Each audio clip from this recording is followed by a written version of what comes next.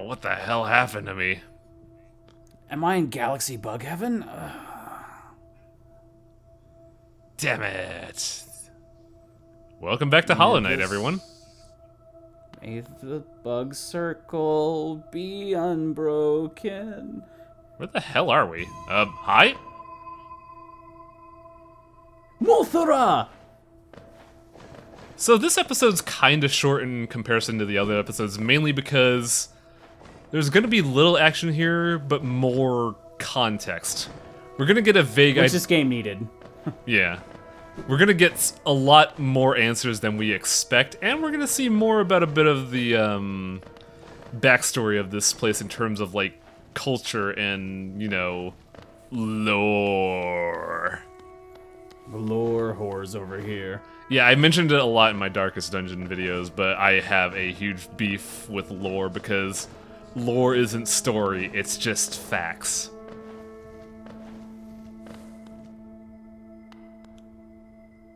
You can generally get a context of a story based on lore. Yeah, but It's not the same, but... But stories typically are supposed to have build-up, climax, and resolution. Lore doesn't give you that. Lore tells you history.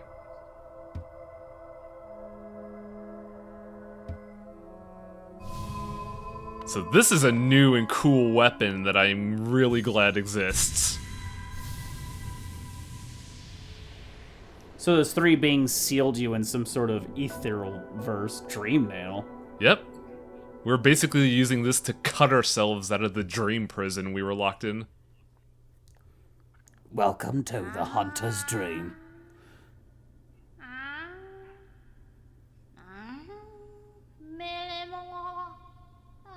I'm awake. Stop the singing, lady. I kind of like this character a lot because... And here's an interesting fact. All the voice acting done in this game was done by the 4 developers of this game. In-house. They didn't do anything like actual English, but they just made all these guttural noises. And yet there's this still, like, you know... just this internal language from tone and, you know, emphasis that you still hear from this. And the Seer really exemplifies that. We don't have to pay anyone to voice. Yeah, pretty much.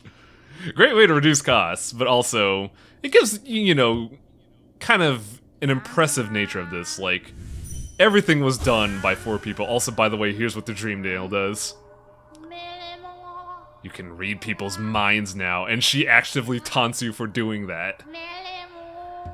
So she knows how it works. Yeah, because she gave it to you. Oh. Oh, that's the moth. Okay. The resting grounds.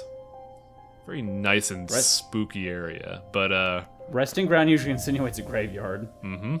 By the way, remember... Hey, they're lighting up now. Remember how I said tad tones? Oh. They look just like Tad Tones. So here's the one saving grace. This isn't necessary. It is necessary for 100%, but if you want to just get the good ending, you don't have to do a single one of these. But to get the true ending or whatever you do? You don't even need it for the true ending, you just need it for 100%. Oh. I will probably be doing those in off videos, not even commentating on them because they're just just an obstacle course. And so that tells me these particular items hold a large significance to the story. Mm-hmm. But there are also better ways to get them. Like, out of all the wheel tree things, the talisman trees, what have you, you're going to get a grand total of 15% of all the soul wheels from them. Now here's a weird thing that bugs me. I don't know how you're supposed to meet Cornifer here. Because every single time I play this game, he just leaves his note card behind. Which means the only way to get a map for this area is to buy it from Iselda. Maybe he's doing that on purpose. Honey, we can't keep making money if you give away the map. Oh, but I just want to, you know, explore and enjoy this cool area. Don't you talk to me from down there. Alright. I forgot we established that his trunk nose was its mouth. Yep. But hey. I also kind of wanted to experiment with a thing here. I want to experiment with badge synchronization, because we have a combo. We combine Defender's Crest with the Spore Shroom. We just constantly have an AoE effect. No, our AoE effect is stronger and lingers longer. The poop aura is just a consequence of the Defender's badge. The fart gas. It is exactly that, because we got it from a dung beetle.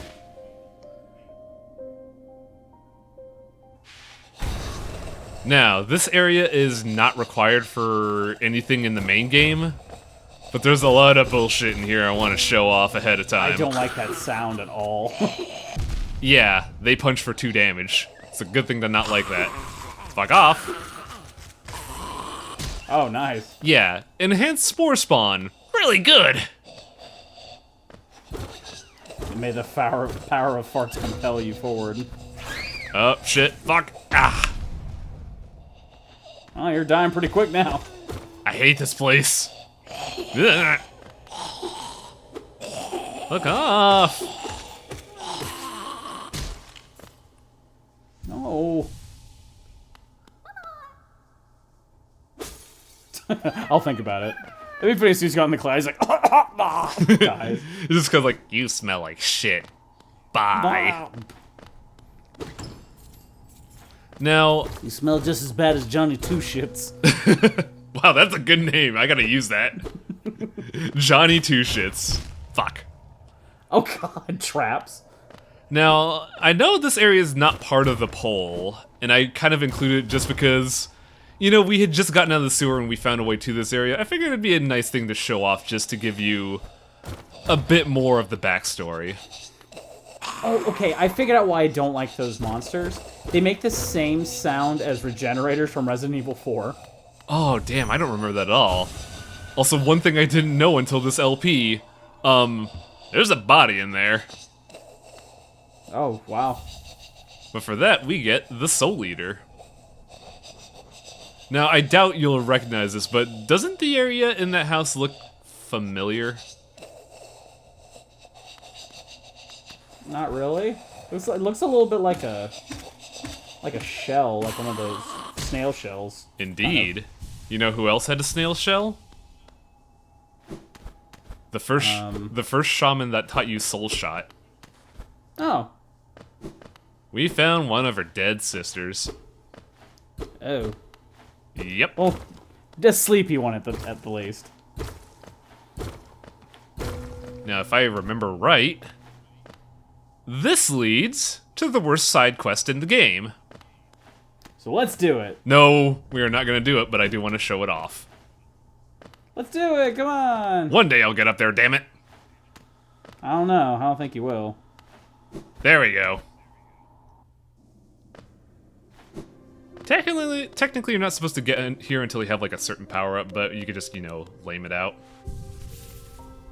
So, let me explain what this quest is. And I know you're gonna groan at this for the moment I say it, and you will be entirely justified. This is an escort quest. Ew. An escort quest where you cannot take a single point of damage.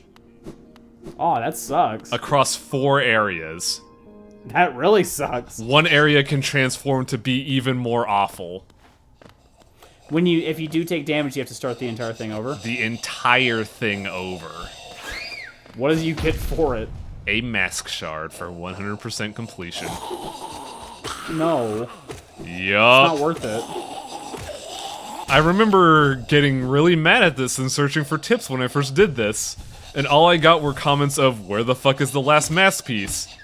And then everybody else would just say, yo, you're doing an escort quest. Of the worst kind. And man, when we actually do the quest, I want you to see that bullshit, because man, the final room... Oh, you're doing it? I am. This is 100% LP. Oh, well, there you go. But man, that side quest, oh man, that last stretch is the worst thing ever. See, I understand if you took a few hits, but to take no hits is ridiculous. There is a path that reduces the risk to a bare minimum of environment damage, but man, it's a fucking drag.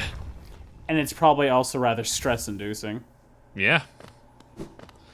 Luckily, it's not mandatory. It's just one of those, hey, it's a heart container piece. We're gonna make this really fucking hard. Now we're going back through this path because A, we looped through it, and B, we're gonna figure out how you actually get all those little soul power-up things. But first I want to show this off.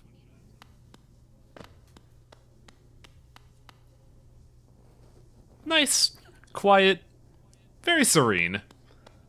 Kind of smells though. Until we put our fart gas in there. Yeah. That's actually, you know, a transition area. It's mainly just a lake that exists to connect two parts of the map. But another consequence of having the soul nail, if I would, you know, go the right direction, is not. Oh, is this the one where he talked about you're gonna be lost a lot? That's later on, but we can see the dead now.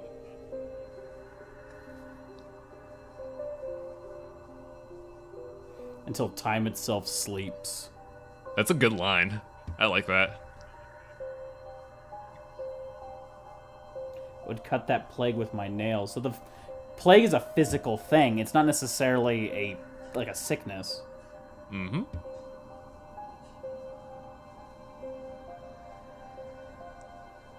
So, would you raise your weapon and doom us both?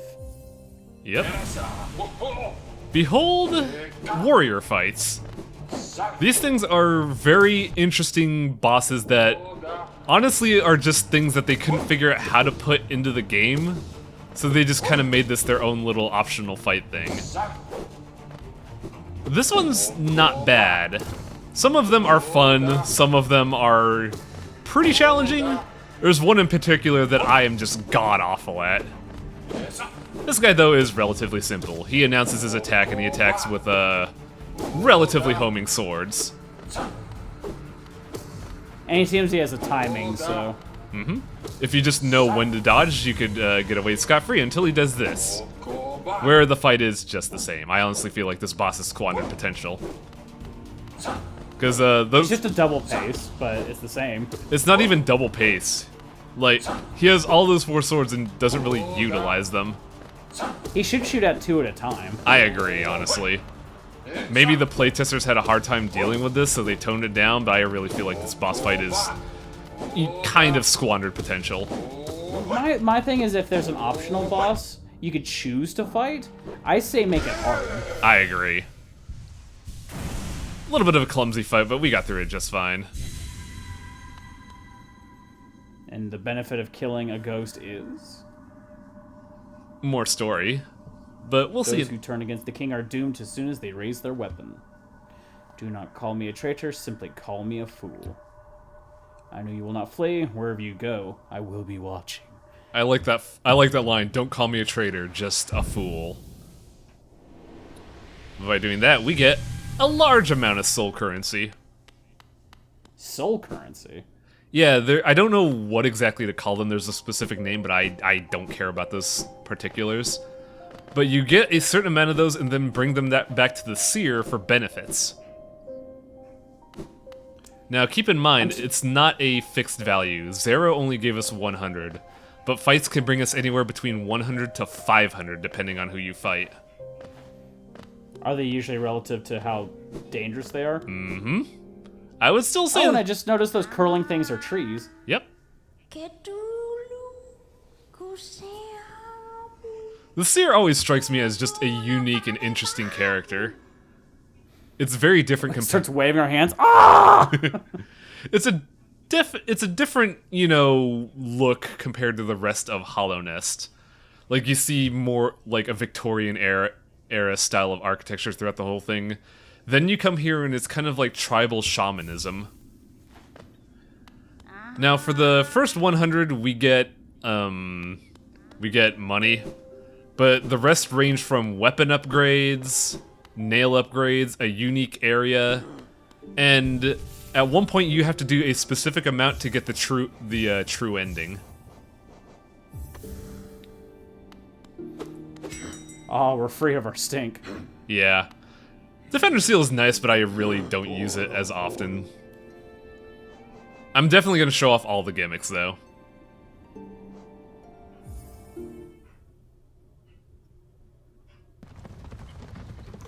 So far, lore-wise, we've gotten kind of two things.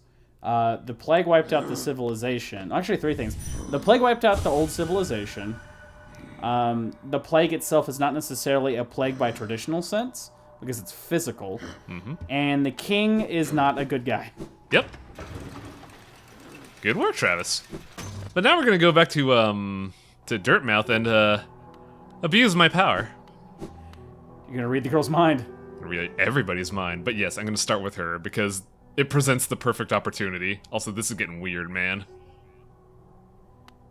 She wasn't on the bench last time. How demure. Bed is soft. I'll pass, thanks. She wants that hollow booty. Look, like it's... I appreciate the, fandom, but that's a little much. Sanjo. It still does such a fun character. Let's learn about her backstory.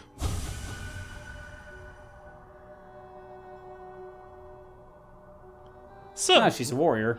yeah, she used to be a fighter until she met Cornifer. Warrior that got into a nerd. That, It only worked out that easily. I like that kind of quaint story. I think it's cute. I imagine he's thinking, why doesn't anybody talk to me? This sucks. Hey, bud. Why are you buying? I spoke a little English, yeah. Maybe a little Spanish, yeah? And a Japanese cat, yeah. Interesting philosophy for a shopkeeper. Let's see why. If you're wondering what that's... I miss it. Go ahead. I was misreading as, wherever you go, whatever you do, I will be right now. The people he's talking about in his mind are the three people he mentioned when you first met him. Also, let's spend a little bit of money. I got a lot of cash. Good enough. Life, you say? Life, I say.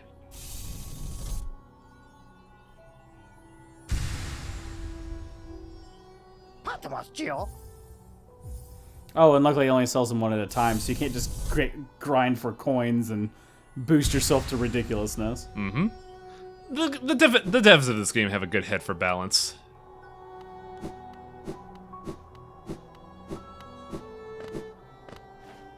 What do I do here? I actually forgot. Read the caterpillar's minds. Oh, I remember what I'm doing right now. I'm setting up for the third part of the poll. I'm going to show off the mine. We haven't been there in a while. I wonder... I'm surprised the mine gun only got third, but I guess it's coming from people who actually played the game. It must be not as good as the others. I think it's an interesting enough area.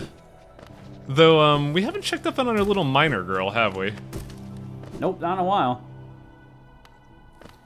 Just breeding the caterpillars, man. Oh, why the fuck does this guy show up here all the goddamn time expecting me to pay him? Whoops, wrong area. Hope you got lost, of course. Is a worm following us? Yes.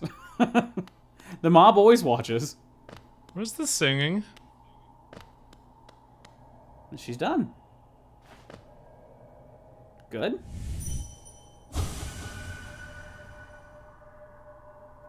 Not good. What? So... there are two voices in her head.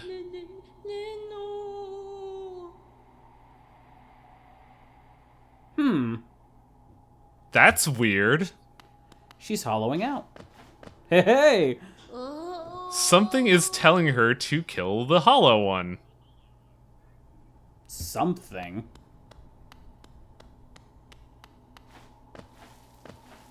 Sorry, Mirella.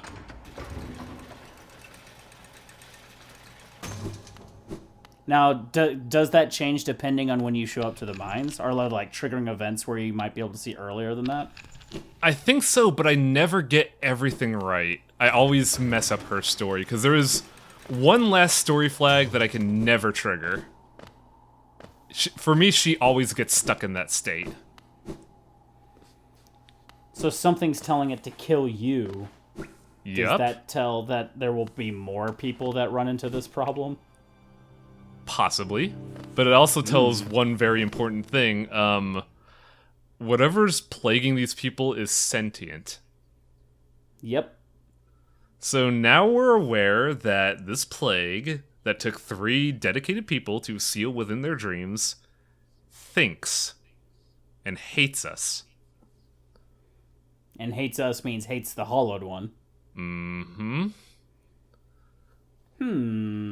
How do you fight a plague? Because clearly what Hollowness did before didn't work. I suppose we'll figure that out sometime soon. But next time... Roll for initiative. Yeah. We'll figure that out next time on Hollow Knight when we go to the Crystal Caves. Actually, we won't figure that out. We won't figure that out for a long time. We don't know anything. Though I will say next time we get a really cool power-up. See you folks next time. See ya.